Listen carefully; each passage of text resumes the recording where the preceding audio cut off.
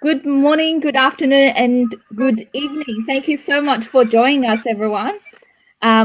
This morning, well, I'm in Australia, so it's 7 a.m. in the morning in Brisbane. So I'm really, really excited to start this discussion about race, gender, and generation equality for our International Women's Month series.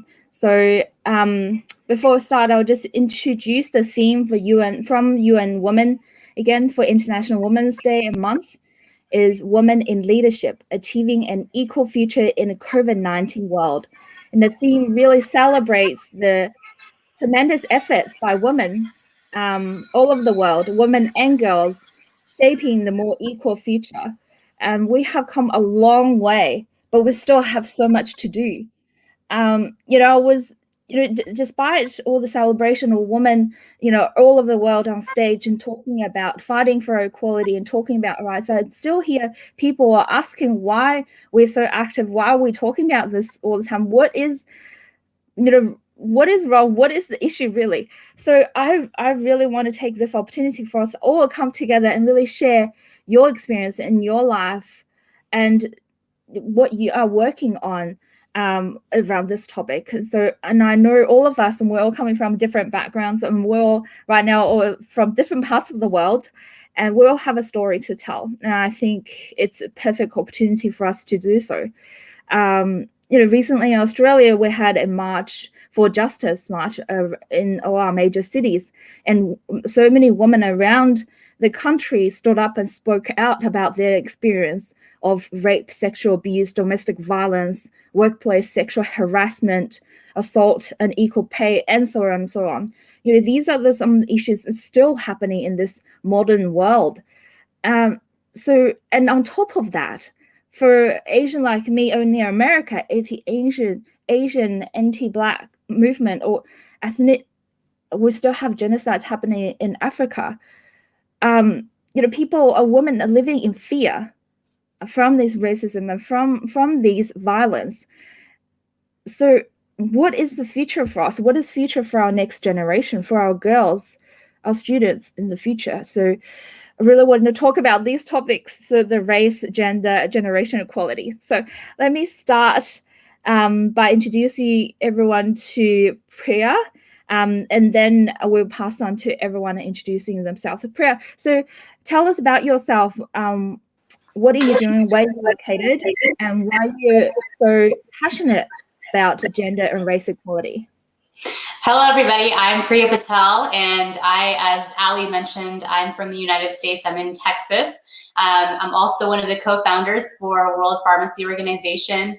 And just so you guys know, on a day-to-day basis, I actually am a regional director over multiple hospital pharmacies in the Austin Metroplex. And we have all kinds of different types of pharmacy services.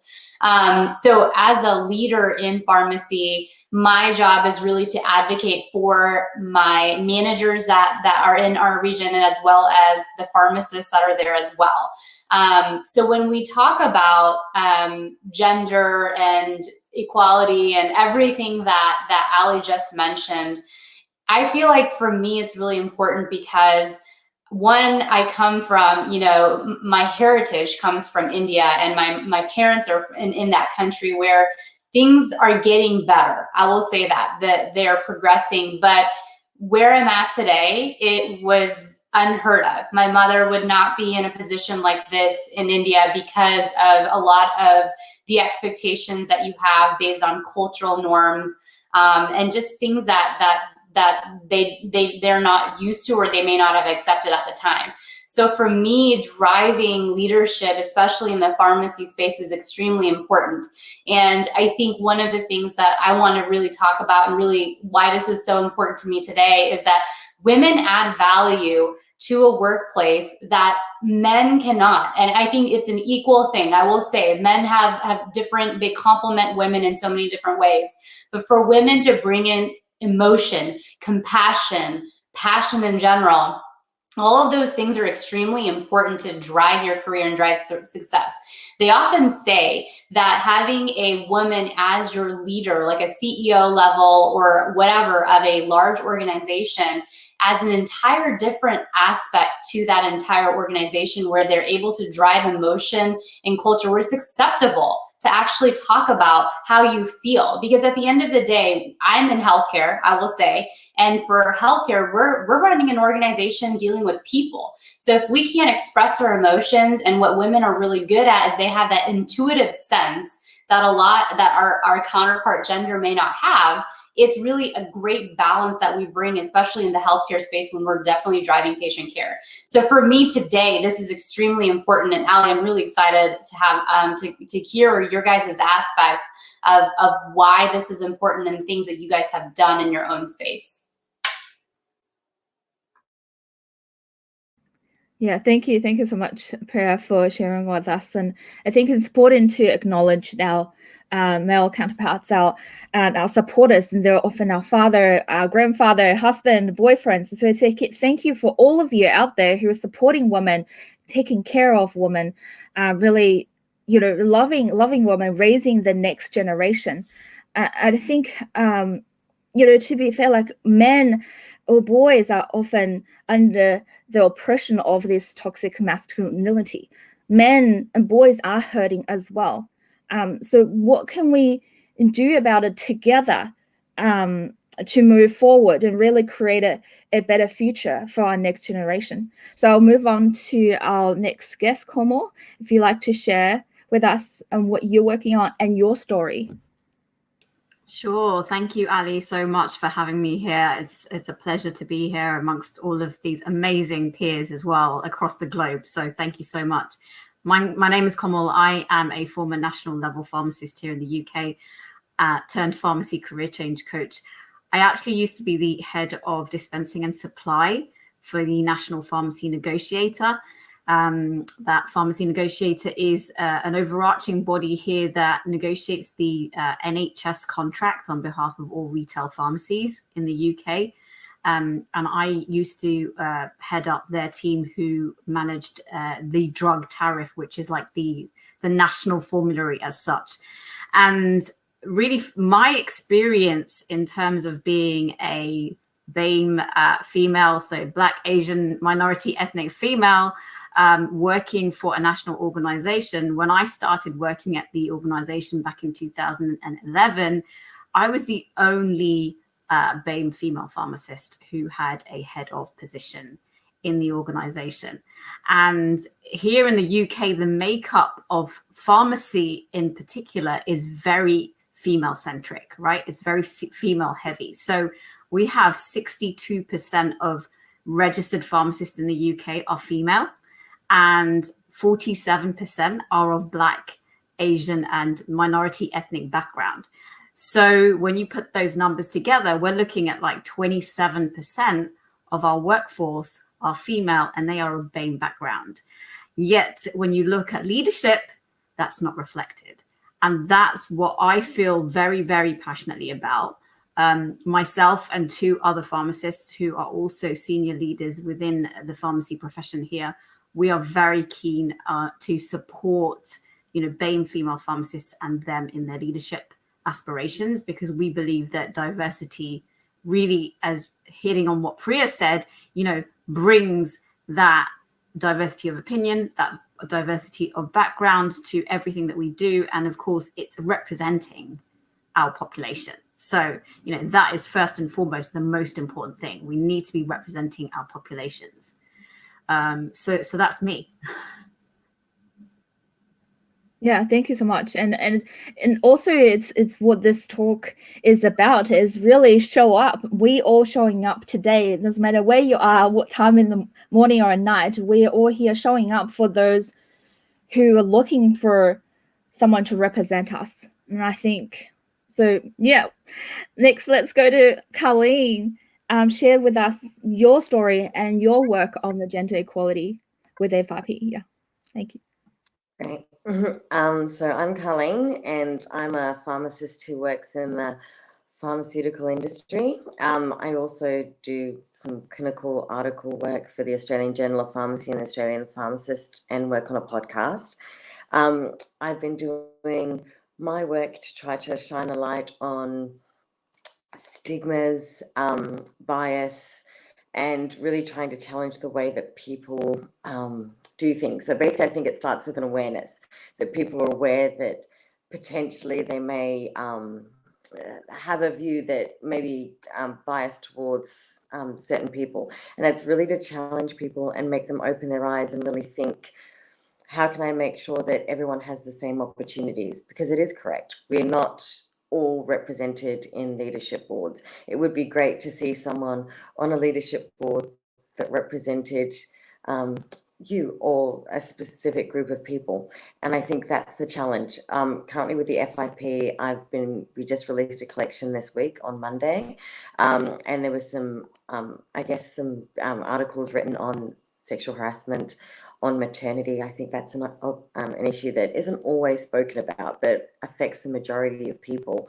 And I think I've been prompted recently to have more discussions with my colleagues about their experiences with maternity. And you'd be surprised that even in this day and age, there is still so much ill treatment, I guess, and people are either pushed into two different categories where you have to work really hard to maybe earn your maternity pay, or opportunities are taken away from you because you're not going to be there for very long and you're going to be away for a few months. So neither one of these reflect what women deserve and their career aspirations and their opportunity to have, I know we always talk about work-life balance, but I'm going to add work-life and self-care balance, because that's the way to be the best that you can be and show up. So yeah, the FIP collection was released this week, and we also talked about domestic abuse as well as abuse that pharmacists received during COVID. There were some articles received about pharmacists and healthcare workers being spat on, being sworn at. It was a very, very challenging time for healthcare professionals on the front line during COVID, and it really shone a light on some of the safety aspects for pharmacists as well as some of the signs that pharmacists can look out for in patients that come in that might be experiencing abuse, and some of the resources that we can offer and some of the support that we can offer as well. So that's some of the work that I've been working on. Wow, thank you so much. Fascinating. And yeah, maternity is something we often forget. And motherhood is so beautiful. So how can we support our women, mothers out there in the workforce and at home? Wow, because they're really preparing for the next generation from the physical, mentally, and emotionally. So thank you so much for bringing that up. And it's amazing to hear all the work FIP's working on stigma, talking about their own spoken, speaking about their own spoken, really raise that awareness. And as we all know, pharmacists, the abuse in pharmacy, pharmacists being abused, and especially in 2020, what can we do? That's wonderful. Thank you so much for sharing with us. And we continue follow your series of FIP, the podcast, and what you're working on. Thank you. So let me go to Victoria next. Now, Victoria has a lot of experience in working with social enterprise and nonprofit organization, and she's really passionate about of healing. She created a organization called We Heal, and also she is a part of an organization called Love Out Loud. And I can't wait to hear from your experience, as a 20-year-old Asian Australian, what's your story, and share with us and your thoughts on that. Thank you so much, Ali, for having me here, and thank you everyone on this panel. It feels like such a privilege to be sharing this space today and speaking about such an important topic. And yeah, I would say I'm something that probably stands out really straight away is my age, I guess. I am a very passionate young person. I wouldn't say I represent all the young people in Australia, but I guess in the background, I came from quite a somewhat traditional culture in terms of my family and what we believed around education, around the stereotypes of masculine and feminine. of male and female. Actually, we can speak more about masculine and feminine. But yeah, the passion for me is it has always been in the health industry, but that's not specifically why I'm here. Inclusion and culture, and having, and what Kamal and Priya has mentioned, around making sure that each team and each organization, each culture actually has the space to express, and come, each person within that team, it feels safe enough to show up as fully themselves. And that is a genuine quality that I can see. That's not just a stereotype. That I see in my own workplace, that I see in other female leadership, and just in relationship in general. So I've been exploring this in many areas of life, and in terms of professionally, I'm very passionate about systems change and systems thinking, design thinking, being able to think in a way and create solutions from a very informed, systematic way of seeing a problem. How can we actually create real organizational change that's lasting, that is anti-fragile? It actually becomes stronger due to changes in our world, in this ever-changing world, in technology, in consumer behavior, and in healthcare. It's very, very applicable. And this applies to all systems, including our political system, including cultural change in general. This could be cultures in organizations, as well as just how society sees gender equality, how aware they are. Yes, this word comes up, the awareness. I've had the privilege of working with different startups, and a lot of the times these organizations are led by men. You can see every person with a leadership title is a man. I've worked in sales as well.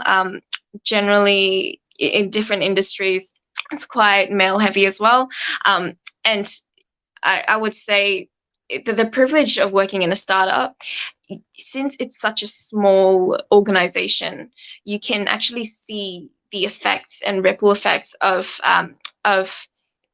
a lack of awareness sometimes from leadership of what females may bring, or what the feminine energy may bring. It's very apparent, and I've actually experienced multiple times now organizations that and projects that have broken down because voices weren't being heard, because people couldn't be vulnerable, because things could not be expressed. And that's not just a communication fault. It's very much relational. It's to do with the trust. It's to do with showing up as your full human self. And I believe that a lot of it does start with education. So I just started with a edutech organization quite recently, and for me, I first realized all of this in high school. So there's change that could be made. Gender equality, this awareness doesn't just come. How does it happen? So these are the questions I'm constantly asking, and I can see that the younger generation is also very interested in this, and I would love to see more of that. So yeah, I'm really happy to be here. Thank you so much, and keen to get a discussion going around how we can create a safer space for everyone, male and female, and leverage the gifts of each person. Yeah. Wow, thank you so much. And I think you really, Victoria, is speaking from the next generation. I think your voice is exactly what we want to hear. And you've said beautifully is that, you know, women are not feeling safe right now to step out or speak out. So it's important for us to create a safe space for both men and women to collaborate, to work together, and you know, leaders speak, you know, share solutions. And I think, you know, after we introduce everyone, we go to Nadia next, and then we really dive into what are the solutions, what we can do in our pharmacy space, in our healthcare space, in a wellness space, what we can do from us and to provide the solution and raise more awareness. So I'll go to Nadia next. Okay, so hello, my name is Nadia Nas. I'm Chinese American by heritage, but I live in Australia. And what brought me here was I was an officer in the US Navy, and I did a foreign exchange posting with the Australian Navy as my final tour, and just decided to stay here and transition into a career as a holistic wellness practitioner, specializing in trauma-sensitive somatic therapies. My interest is specifically in addressing developmental trauma and PTSD from my own experience, and then the clients that I tend to work with. I've been heavily influenced by the research of Bessel van der Kolk and Peter Levine, who have looked at the traditional ways of addressing trauma, so cognitive behavioral therapy and pharmaceuticals, and the more alternative somatic body-based approaches, neurofeedback, EMDR, yoga, dance, body work, family constellations, art, sand play, you name it. Anything that is more body-based than talk or mind. And the reason why I bring up trauma of all things is because COVID is a collective trauma. Now we overlay that over intersectionality, which is the trauma, the chronic stress that we live under when we are a minority or a double minority or a triple minority. As an Asian, as a female, even more so if you identify as LGBTIQ. And these are things that we've been living with since birth that have gotten exacerbated because of the events of the pandemic and the fear that is inherent in a trauma response, that feeling of powerlessness and that need to like find fault or blame for the cause of the hardship. So that's why racism, it might be one manifestation of this fear response. So the reality is, whether it's right or wrong, we're living with this. My interest is, how do I support people in pharmacy, healthcare, and actually everybody in the world, to be honest, with the therapies that I offer. And the way that I see is there's a need for allied health teams to start including more informed decisions of networking with alternative and complementary medicine practitioners. So your integrative wellness practitioners, your trauma-sensitive yoga teachers, your ecstatic dance teachers, your EMDR specialists, your neurofeedback practitioners, these people who, they are evidence-based therapies, and there needs to be more evidence to created in the research space. So I'm doing my master's in neuroscience at the moment. And that's my intention, specifically to focus on tantric and passive forms of yoga and their effect on heart rate variability. And so when we think about what actually trauma does, it's creating that stress response, and when we're getting to that point of allostatic load where you will go into burnout. And we see this happening across the board, and regardless of what field you work in, what part of the world you live in. And how do we support people? Because this is the reality. I'm past the point of arguing whether it's right or wrong that this racism and this intersectionality is going on. This is going to be a fact of our lives. How do we take back our free will and our choice of how to respond to it and support ourselves through self-care and through networking of specialists with different skill sets? So I'm really, really excited to be here, and thank you for hosting this. Wow, that's wonderful. Thank you so much, Nadia. And I think you've brought a really, really important topic. Is really how to heal. I think Colleen mentioned earlier about self-care, and then you mentioned about this healing and trauma. How can we support? And I think as a health professional, and through COVID, we ourselves need to take time to heal. We've so many of us reached burnout, and to the point that we can't give anymore. So it's so important, as what Colleen said, self-care, and Nadia, what you said, is to look at how we can collaborate or come together, work together to heal that trauma, using different modalities. And so, yeah, thank you so much for sharing that. And I want to go to Dr. Jarita Dodd. And Jarika, thank you so much for joining us. And you have a lot of insights, and you're really passionate about, inviting women pharmacists, female pharmacists, to come to the table and to really have a voice and go out there and really share their light. And I think I really want to hear from you, your story of what you're working through, and also, what makes you so passionate about, what are we missing? What's that missing ingredient and people are not sharing? And we're all here to share, raise awareness here today. So feel free to share with us your story. So I would say that when I think about, thank you, first of all, Ali, and thank you for the invitation. I apologize for my tardiness. I was running from one call to this one. I would say that when I look around, and I so agree with Nadia and the things that I heard her say on the tail end, and that this is the reality and that we still have to live through this. So I echo your sentiments.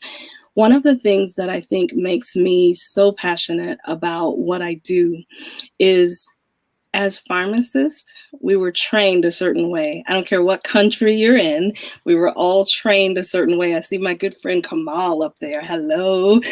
But we don't tell our stories. And I think at this time, it is so key, it's so integral, it's needed right now that we tell our stories.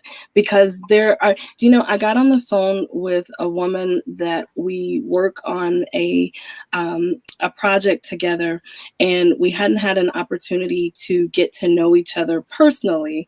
And I like to talk to people. And so I said, hey, let's just have a conversation. We couldn't rip ourselves apart. And part of that's because I was on the phone. So I love to talk.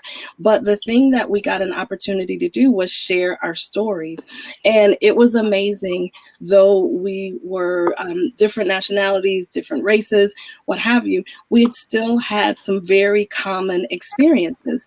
And so when you tell your story, it gives other people permission to tell their story, because oftentimes I think that we're trained as pharmacists to just kind of listen to the patients and, speak when spoken to is what I say. So when doctors or other healthcare practitioners speak to us, we respond and then we interact with patients.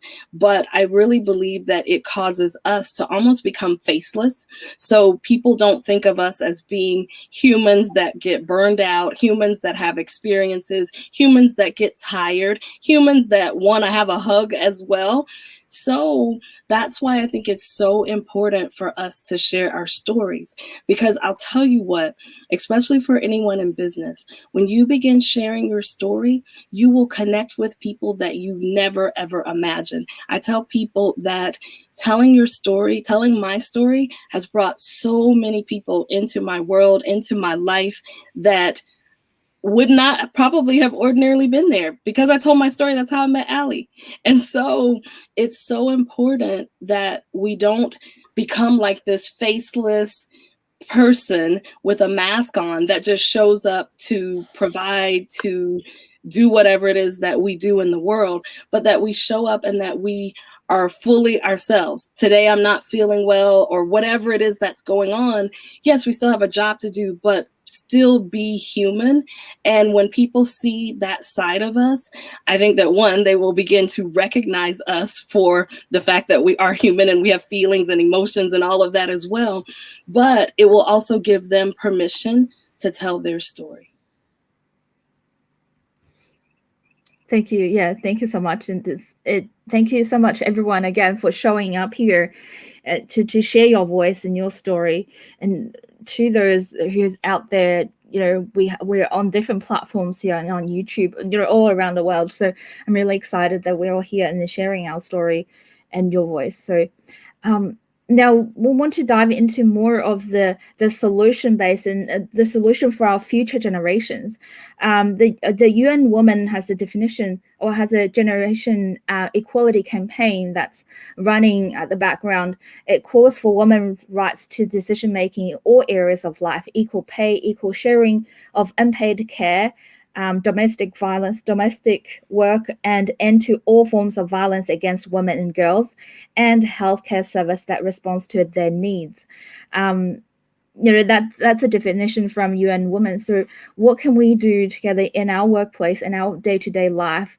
What are some solutions, action points that we can raise to help women move towards that equality that we spoke about? Anyone wants to chime in and we can start the discussion? So I want to just say something, Ali, that, you know, Jerica, you just really opened my, kind of like, you just got me really excited here for a second, because I want to talk about what you say about telling a story. I feel like that is gold.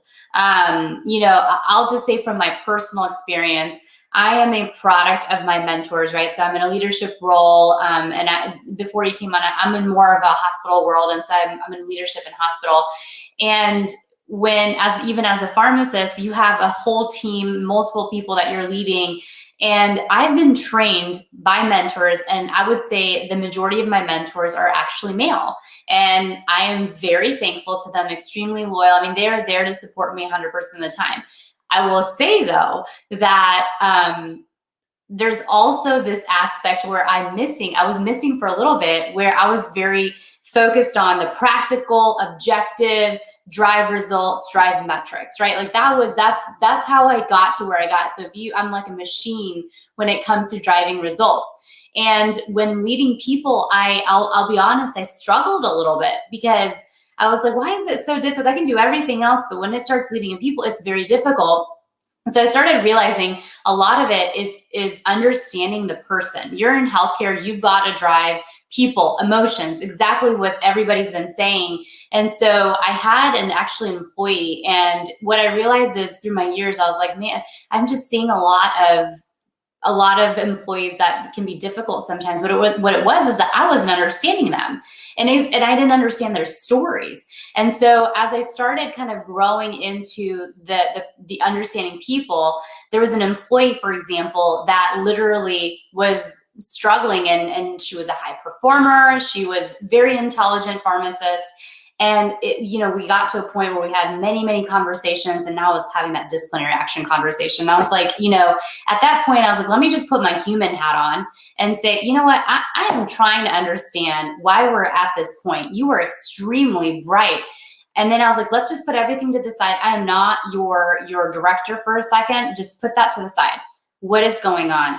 And guys, and I should say ladies, we learned that from our last panel.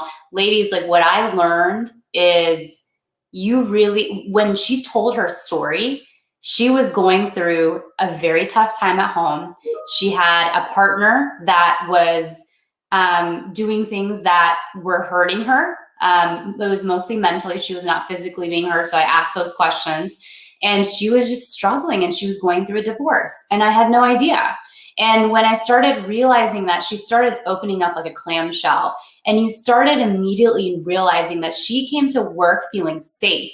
She felt like it was a way to get away from the reality at her home, and she felt like it was almost a way to just finally release and be who she wants to be. And so when you told me that story, Jerica, it kind of makes sense now of why it's important to listen to people and understand their story, because behind a frustrated, angry person that may not be performing, there's something else going on. And if you can get to that root, I think there's a huge opportunity for you to drive their talents. And that's kind of where I wanted to see what your thoughts were.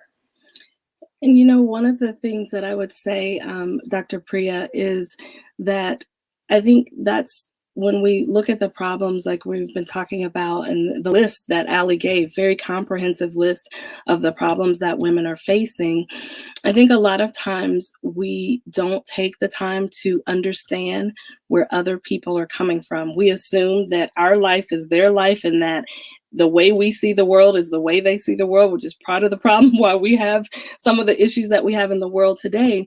But I think that when you do exactly what you did, and you go, you know what? Because people just don't act out for no reason. Even the craziest of events, I know that we've all seen the news in the last couple of days, people just don't do things for no reason. And, granted, I don't know that a conversation, too far down the line is enough. But if you're early enough in the situation and you can have a conversation, it just amazes me when people are able to connect and listen and hear someone else's story, because it's why I think that we should not all just stay in our own little backyards. Like, we need to go see how other people live in the world, because it gives perspective.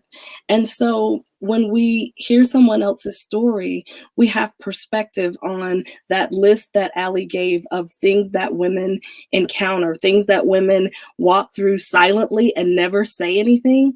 When I got to the end of the call, when I was talking the other day, I said, I'm here to support you. And if I wish that I had done more to speak up for myself, but I did not. But I would, I'm happy to support you, because I think that when you hear someone's story, now you come from a place of empathy and you're like, you know what, how can I support you? Because I imagine that she didn't want to lose her job. She didn't want disciplinary action. And so I commend you, because that was very powerful to step back and go, something else is going on.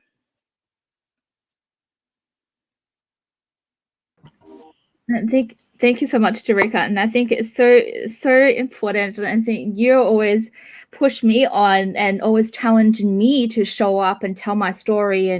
And for a long time, I'm still in the midst, and a lot of time hesitant or whether I should tell, whether anyone would want to listen to it, and especially on social media. So thank you so much for the work, and you're really encouraging so many women out there to step out of our comfort zone and to share our light, our story. When I was trying to look to see if I had a copy in front of me, usually I do, but when Ali told her story, we made it an entire article in the magazine. I was like, I can't, because it was really long. I was like, I can't edit this down. I have to share the entire story, which she was just answering one question for me.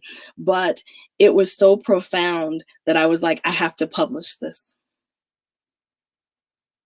Yeah, I think and I think it's the opportunity for you have invited me into a space, a safe space, and I felt that I could share.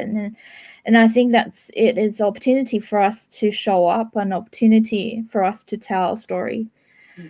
So yeah, thank you. And I think it's important for us where we are now, prayers and a leadership position, in charge of all the hospitals. And Como, you were on formal national level, helping so many other pharmacists changing their career right now. And Victoria, you're working with all these amazing organizations and talking to all these stakeholders and all these important people out there in the world. And Nadia, you're amazing, touch to one-on-one, that really healing the people. I think all of us are where we are can really provide that safe space and can really lend our hand and provide that opportunity for women to show up and share our story. And I guess moving forward is, what Victoria said is, what's the constructive way for us to change that culture or to move forward? What are your thoughts on that? Anyone feel free to chime in.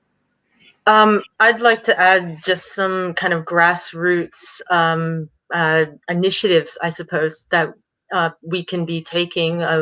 I'll just speak from my own experience. In my one-to-one interactions, yes, with clients, what I focus on is emotional intelligence through holding compassionate space. making it safe for somebody to fully feel their emotions through to completion. It takes about 90 seconds for an emotion to move through the nervous system to be released. And that's actually what's releasing the trauma that's stored in the body.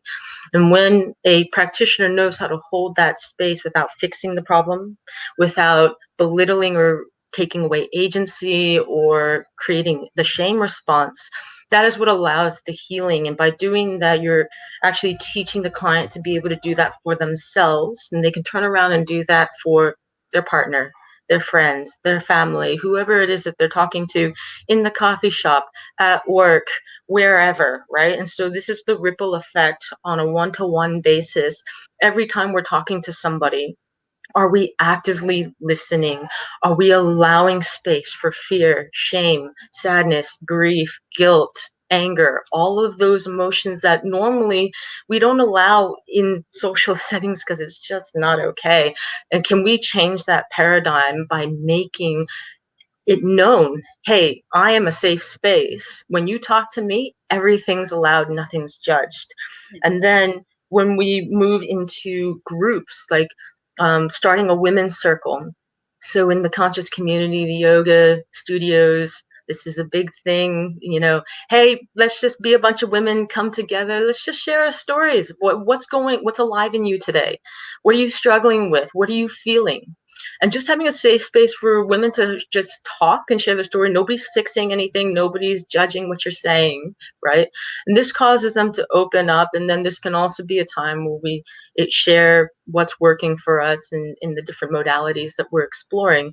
But I imagine in the healthcare and pharmacy world, there is an opportunity just to say, hey, okay, patients, you know, would you like a women's circle here, you know, or clients, you know, I'm just running this once a week where we might be talking about health concerns that you're having, or your mental and emotional health concerns, and that kind of adjunct support that's just provided by creating safe space. It's a real grassroots kind of movement. But then again, what was said before about in social media, this is something I struggle with, about, you know, using technology to share my story. Yeah, tell what I've walked through. I'm a big fan of Brené Brown's research as well, and she talks about how shame is a trauma response, you know, and the antidote to shame is empathy. And the way that we get that is the ability to tell our story to somebody who's earned the right to hear it, because they know how to hold that compassionate space. So actually living and embodying those teachings, I think that's one of the gifts that the feminine energy that females bring, is that ability to be vulnerable, the ability to listen with empathy, and that ability to always be in that beginner's mindset, that learning mindset, that growth mindset, where we're willing to ask questions when we don't know what's the best way, and we're open to learning, and then we're in that constant, how do I improve, how do I grow? So I think, and also, yeah, let's write a book, share your story, publish it, write your articles, all of that stuff. So there's so many different venues to be sharing our stories and creating safe spaces for others to do the same. Wow, it's coming off the back of what Nadia's just said, actually, because we actually held our first BAME pharmacist leaders meetup this week, actually. And, you know, it was off the back of International Women's Day. We had done a talk where we brought in really inspiring BAME female pharmacists together that we felt really inspired by, to share their stories. And going back to what Jarika said, and, you know, what Priya was saying, what you were saying, Nadia, about having these women's circles, like being able to have these safe spaces to be able to share our experiences. It was such an empowering session that we had this week, because people felt that they could open up and talk about their experiences really openly, and that they could do that in a safe space, but they could also do that with women from all levels of leadership. And that, I think, is so, so important, because if we want to be in these, we want to create these environments that are nurturing and that enable us to be able to achieve whatever we want to achieve in our careers and our lives, then we have to have those spaces where we're bringing women together that are across the leadership spectra, if that makes sense, right? So we're bringing these people together to say, look, I might be in a leadership position, but I'm just like you, right? I have been through the challenges and the struggles as well. And we had a pharmacist she's the very first BAME female pharmacist to hold a position at two of the largest national pharmacy organizations here in the UK. And she joined us, and people came back and said things like, you know what, we were so glad to be able to spend the time with you, but we felt we could because you were so welcoming and open about your experiences.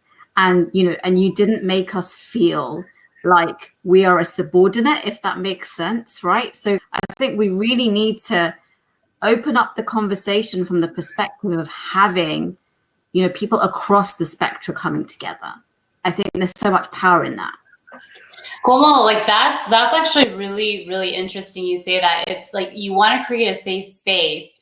And I think, Ali, I think you mentioned this before on our previous panel, but one of the things that we notice is that you'll notice that there's even, I don't want to use the word bullying, but between women even, sometimes you won't find that open and honest and just like you said, using our emotional intelligence to, we have higher emotional intelligence than our counterparts in our gender, right? And I think I can say, I don't have a literature to back that up, but I'm making a big assumption, I'll be honest. But I'm assuming that is the case. And if so, why is it that we are, sometimes almost competitive in nature and we don't support each other? And the thing that's really interesting is that being a female, you're looking for someone, like almost said, that safe space where I can tell my story because we have more emotions we like to share. That's how we either communicate, that's how we love, that's how we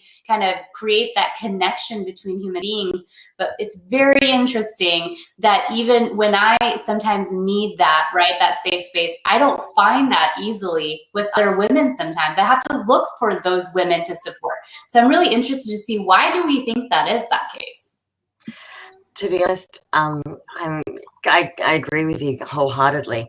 I think sometimes we think that there's very few opportunities for women. And so basically women see each other as competitors for these very few spaces.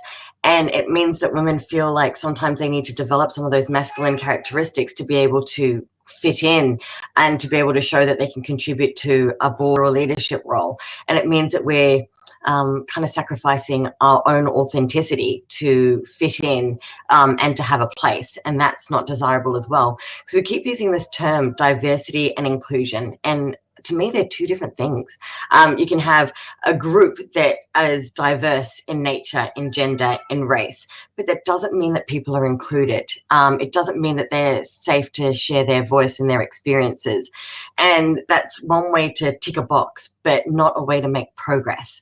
And I think we need to make sure that we're making progress. It's not enough just to say we've got one person from this group and one person from this group, and they're here when they can't represent, when they can't share their voice, when they can't share their experiences. So I would really like to show that diversity is one thing, inclusion is another. So another person can feel that they can share their experiences, they can share their voice, they can move the group forward, and that they can represent the population of pharmacists, or the population that they're there to represent. And I would say that we need to create the opportunity for people to feel that they can share that. So it's not just enough to say, yeah, we've got this one ethnic minority female and she can stay there and she can be in all the photos. She needs to share her voice. And she needs to feel empowered to do that as well. And also, it's not that person's responsibility also to educate everybody on all of the challenges that they're facing, because that's a huge burden in itself as well. It's not their responsibility to say, I'm here now and I have to educate everybody to create a path. like we need to do some research ourselves. We need to put that onus on ourselves to say that we need to make sure that we know enough that this person feels that they can share their experiences and their story.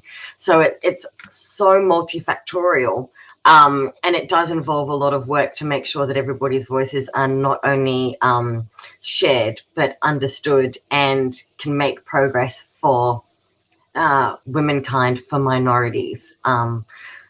It's quite a task in itself, and it's quite a process, but it's a burden on all of us to research, on all of us to be open-minded, on all of us to let that person have a voice, and for all of us to not just tick a box, for all of us to want to be better, to know more, to hear more, to be part of progress, to be part of change.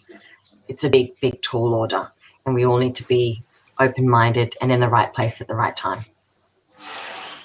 Wow. Well, thank you. I want to go to Victoria. So first of all, I just want to address back up what Carly and Priya was saying by literature. So the Workplace Bullying Institute actually found, it's published on Forbes.com, found that women bully other women up to 80% of the time. So that's a fact, and that's recent in February this year, 2021. That's just horrible. That's absolutely horrible. I mean, we have to change that, and I don't think we address it enough either. I think that's, oh my gosh. Yeah, and next, I really want to go to Victoria. So we really want to echo what Colleen said. You know, how can we facilitate organization to create a safe space? Now, recently, Victoria introduced me to Love Out Loud, and I've now been part of the facilitator team, or, you know, joined the facilitator team, and then learning more. How can I bring more inclusion into conversation? I think that's a skill we can learn. So, Victoria, share with us the great work Love Out Loud is doing. Thank you so much. Yes, everything that was touched on this panel is spot on.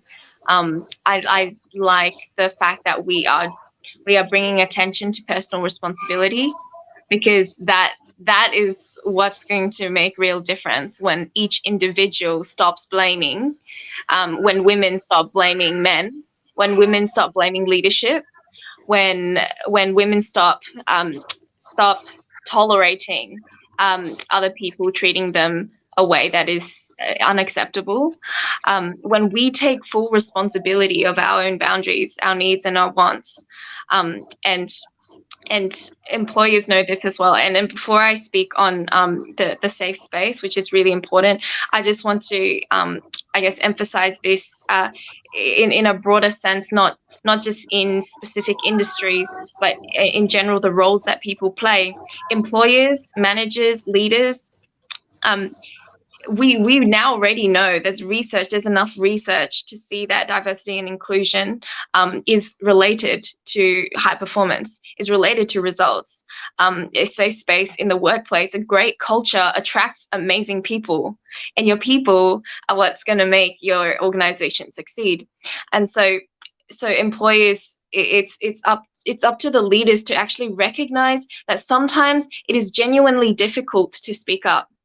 And especially because society has been programming women and minorities to actually shut down their voice and not speak up, right? So it actually is, there is a role, there is a responsibility from top down to actually recognize that this is a real thing, and it's not just, you know, made up, or it's not that they're weak in any way, but there are these stories and these programs that are underlying how we've been functioning, and this need to fit in. It's very real. There are people who know this. There are people who play and manipulate with this, and it's time to speak up about it. It's time to say that, okay, leaders, there is responsibility to be taken to actually learn how to hold safe space.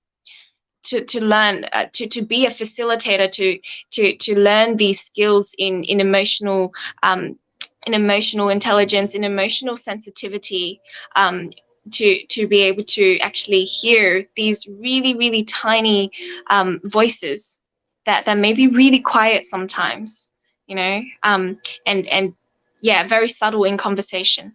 And then on the other side, for women and minorities who are being oppressed, they have responsibility too.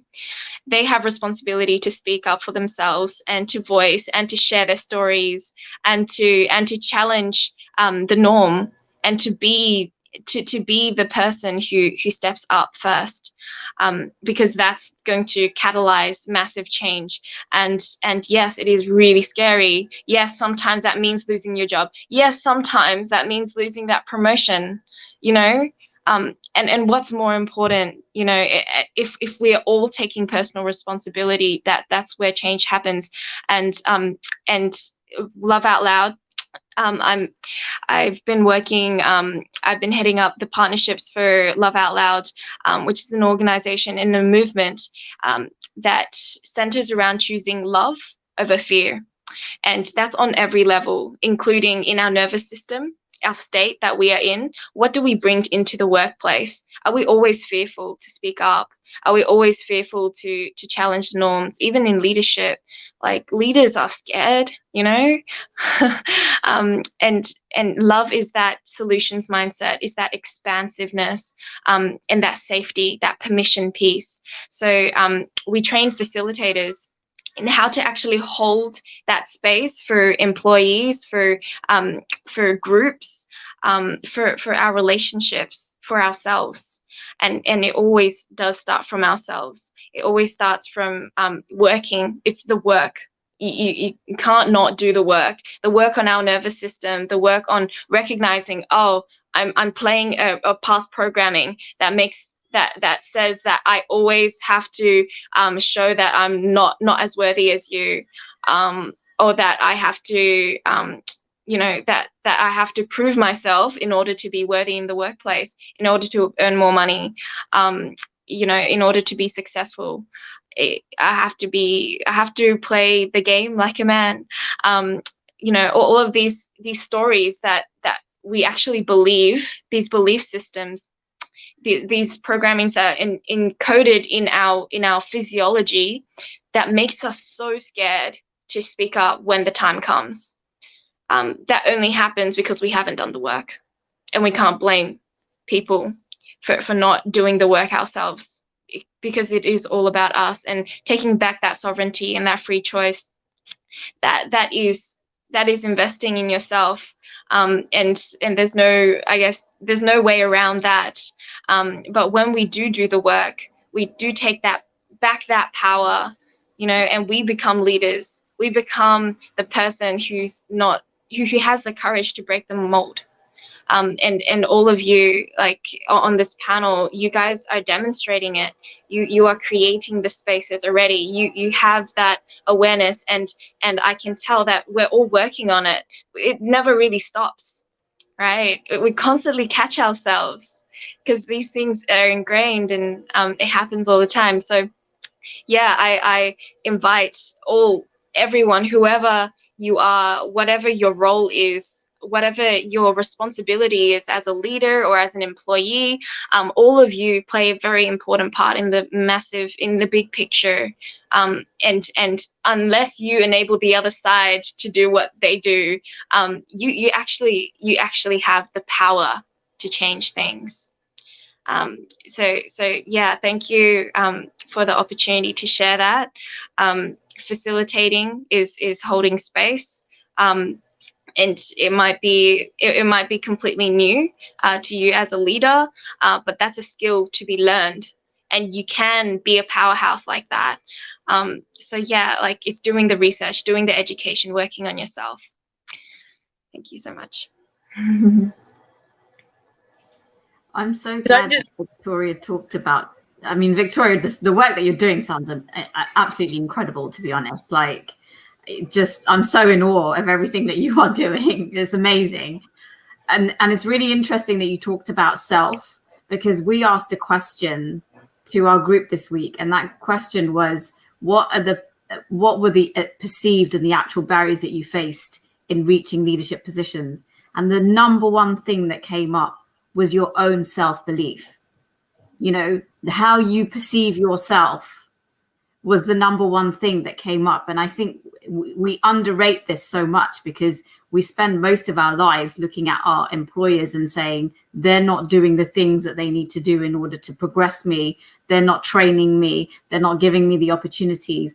And that for me personally was such a big realization, that actually the power was in myself. If I wanted to make the change, it sat within me. It wasn't in the people around me, and it wasn't in my employer. It was down to myself to make those changes, right? And I'm so glad you talked about that, because it is such an important point. I call that the reverse report card. So a lot of times that, you know, we as leaders, we sit there and we do their evaluations. And so a lot of times we have employee engagement in our organization. So we take all that data and then they respond to these surveys. And then we take all that data and it tells you how you're doing as basically what their perception is of their employer. So that could include yourself as a leader. So a lot of times when I get those results, I'll sit down with the team and I'll say, today we're going to go over, today I have my reverse report card where you guys graded me today. And I'm going to talk to you about how you guys are feeling, because it's usually a general evaluation. So yeah, that is very important to say, you know, it's not just about how you see others, but how you're being perceived and what do you need to do to change, you know, to have the change within. So I love that. That's really good. Yeah, this whole talk about self-perception, if we perceive ourselves to be worthy, then we don't feel that scarcity of there's few opportunities and now I have to prove my worth in order to like earn this thing. If I know my worthiness, there's no hustling for worthiness. And I'm quoting Brene Brown. She talks about how blame is the discharging of discomfort, this discomfort of fear and not enoughness, right? She also says that from her grounded theory research, she asked the question, what is it that makes people feel worthy? And the number one thing was just believing that you are worthy. No matter what I do or don't achieve today at work, I am still 100% worthy of love and respect. And that belief alone, we have to embody that. We have to live from that place of deep resolve, and then be able to, I guess, humble ourselves if we're leaders by getting to the same level as our employees or our subordinates. So in the Navy, we had a program called Leader, where the captain of a ship would go down to the deck plate and ask every sailor of every rank, what's going on for you? If you were captain of the ship one day, what would you fix? And this is very different from the leader-follower dynamic, which is, again, that whole oppression, intersectionality dynamic that creates the shutting down of people's voices. So if we are leaders, the real practical shift is that we ask questions. Instead of don't ask, don't tell, it's do ask, don't tell. You know, and instead of always coming in with this is the direction, this is what we're going to do, having that humility to just ask, okay, what do you guys think we could be doing? How could we make the organization better? This reverse report card that you've talked about, Priya, like this asking questions. This is one of, again, the gifts of the feminine, is that receptivity to information rather than this externalization of this is my way or the highway. And I would also say that I read a really great quote the other day that said that while we're feeling insecure and questioning our value, people that are half as talented as ourselves are going leaps and bounds ahead of us because they're not asking the same questions. So for me, I would say it's also about being uncomfortable. It is uncomfortable to have those conversations about equal pay. It is uncomfortable to have those conversations about getting a pay rise, about getting a promotion, and to value yourself. But I would say every opportunity that you have to have those discussions is worthwhile. You're moving yourself forward. You're doing it on behalf of yourself and the next person. I've had those conversations, incredibly uncomfortable, and we'll have those conversations again in the future. And I think it's just maybe even preparation, maybe even role playing to get your confidence up, to get your wording around it, to make sure you're in the best place to have that conversation. But then it is the onus on you to have those conversations and to take those opportunities, and not to second guess yourself. You're there, you're doing the same work, you have been hired in that position for a reason, because you were the best person for that role.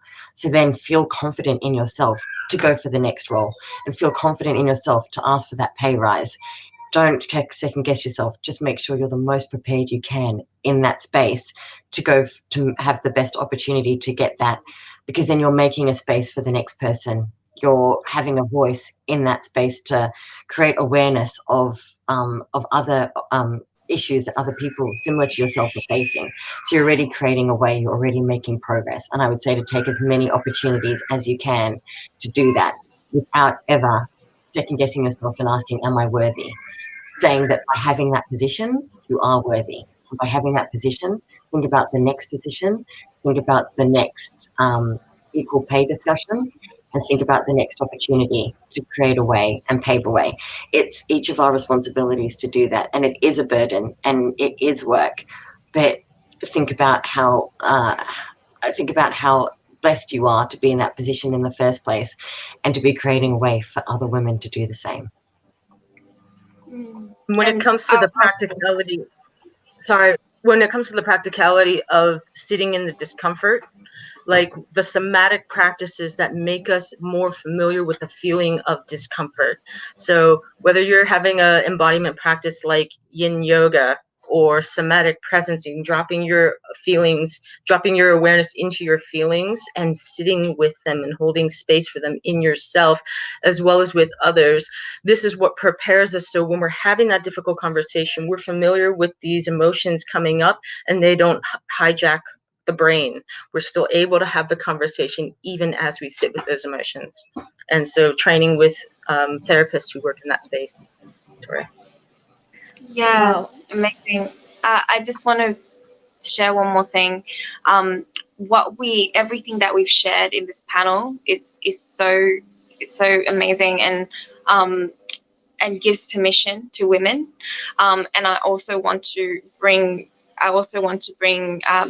light to the men and everyone else who's experiencing this, because this is not unique to women at all.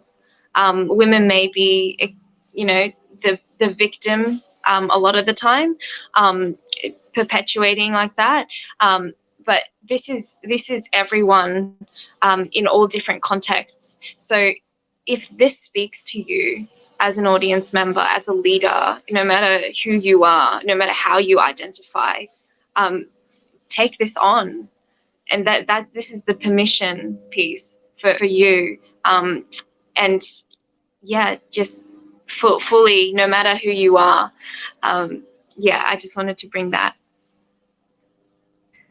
Well, thank you so much, everyone. Now we've promised for an hour, and I know all of you are really busy. You're all over the world. Australia is starting, it's 9 a.m. in Sydney and Melbourne. So I'll let all of you guys go. But before we do that, just one last sentence from all of you, short sentence, the message that you really want to send out to our audience down all over the world. So please, one sentence from all of you. Start from Kumul.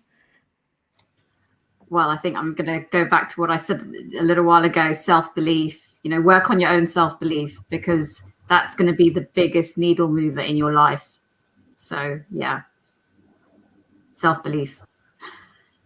Thank you. And Victoria?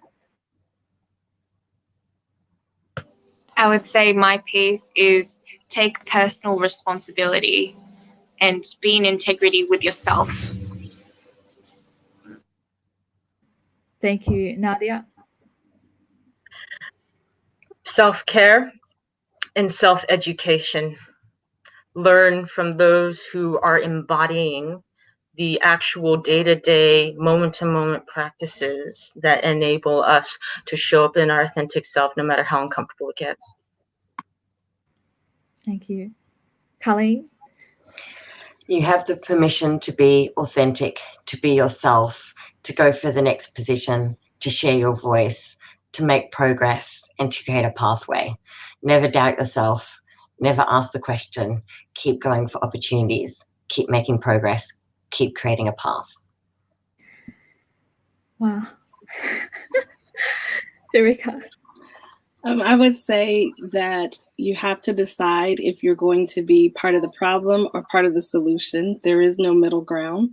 So decide that you're going to be part of the solution, and also share and tell your story, not the story, not a story, but your story, because it has the power to bring people to the point of sharing theirs too. Thank you, Priya. I think one thing I've learned is it's time to support each other. It's time to be a mentor, and it's time to really extend a hand when someone's really needing it. They may not know it, they may not feel comfortable, but be there to really catch them when things fall, because that is what has made who we are today. All of us on this panel today, there's been some woman, somebody out there that's done that for us. It's time to really give back to them, and we really need to do that. So that's what I have to say today. And Allie, I want you to say something as well. Thank you. I'm just so touched. I'm just on fire right now, hearing all of you. This is an amazing discussion. And I know we're coming towards the International Women's Month and it's about to end, but it never ends. This conversation will continue on. So we'll continue. So, I'll reach out to all of you down the track. So yeah, let's continue this conversation, continue raise awareness.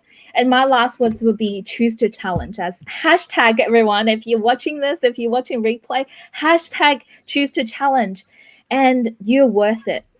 Earn yourself. So you're so worth it. So challenge yourself, challenge other people, challenge the environment, challenge the world. So hashtag choose to challenge. And with that said, thank you so much, everyone. I love you all.